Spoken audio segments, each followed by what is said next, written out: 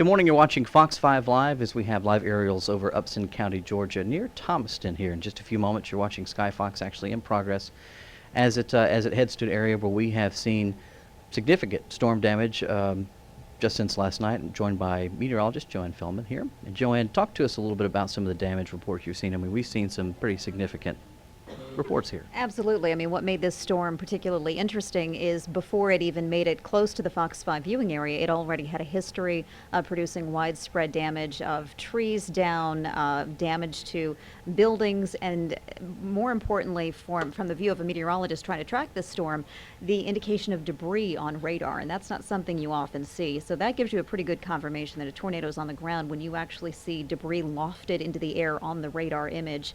So we knew that that was what was moving in the direction of Upson County as that tornado warning was being issued yesterday.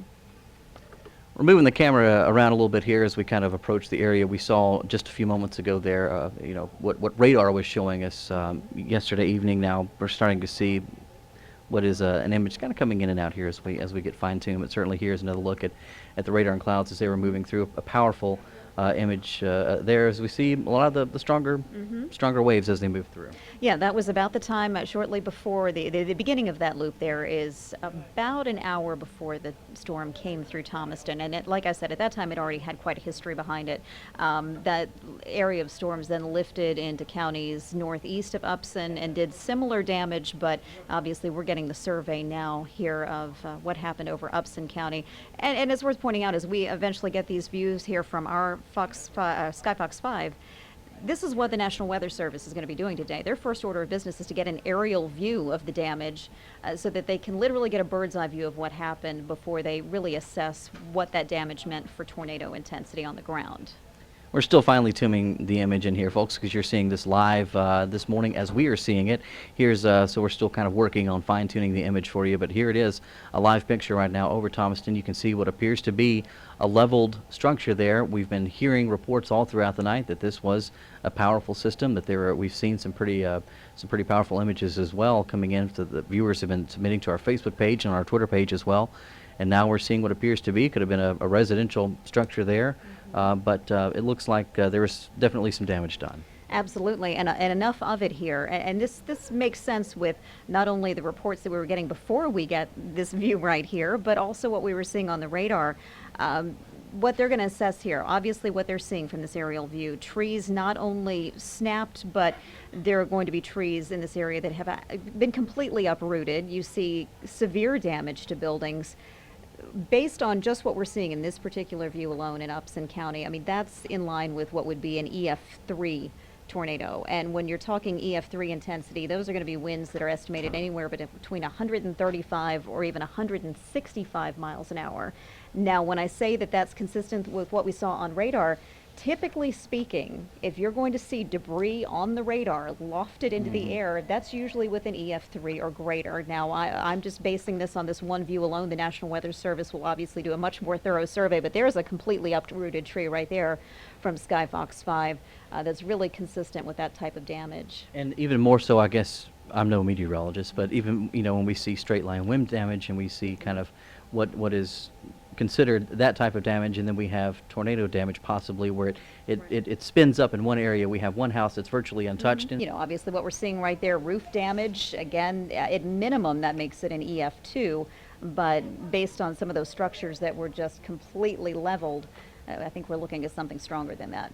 Were you surprised by the intensity of some of these storms as they moved closer towards our area? You know what? I know a lot of people get surprised that we would get big severe weather in November, but this is always considered our secondary severe weather season, and it's for the precise reason that we're usually trapped in this cool air in metro Atlanta, and then a warm front comes in, and it's always determined by where that warm front sets up.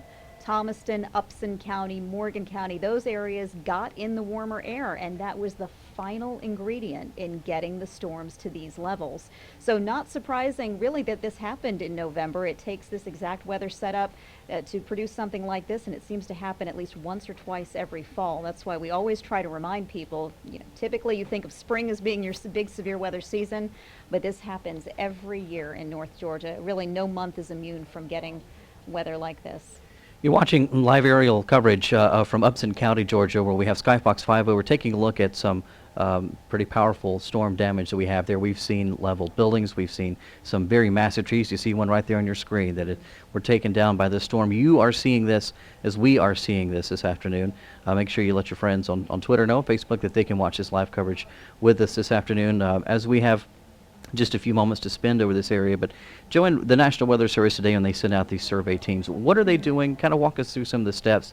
You mentioned that they too are going to take to the skies and have the same view that we have. Well, you know, a tornado doesn't just sit on the ground and stay at the same intensity for its entire path. So beyond the aerial view, they're also going to survey all the damage that they can on the ground. And what they're likely to find is that the intensity of this changed quite a bit from one spot to the next. They're going to determine what the strongest part was. We'll see if this was it. There could very well be the case that portions of the track of this tornado were not as strong as what we're seeing in this particular area, or sometimes we also find out that it wasn't necessarily one tornado but multiple tornadoes from nearby storms, and you end up with multiple tornado tracks. So that's what they're trying to figure out and determine right now.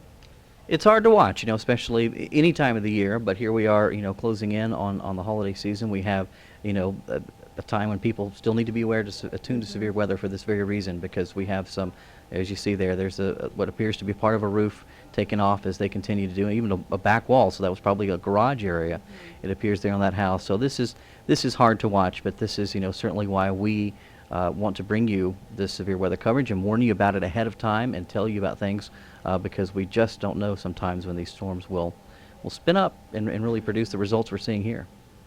Absolutely, and the more damage that we see here, the more inclined I am to think that it wouldn't be out of the question to see some of this damage rated at a low-end EF4. Some of that's determined by what the structure is. Obviously, the sturdier the structure, the harder it is to get that kind of damage. But again, that's precisely why National Weather Service crews are out there today to make those determinations. But yeah, damage, and like you said, just not easy to see any time of year, but especially now, days leading up to Thanksgiving, and these people obviously have a lot of work to do here to get things as close to normal again as they can. Joanne, thank you so much for joining us this morning, and we will leave you folks with continuing coverage of this. This is live happening as Sky Fox is giving us a look at the horizon there, a look at what has been some pretty significant damage here in the Thomaston area. Certainly our thoughts and prayers are with those folks as they assess and clean up the damage there. You're watching Fox 5 live coverage on the Fox 5 YouTube channel.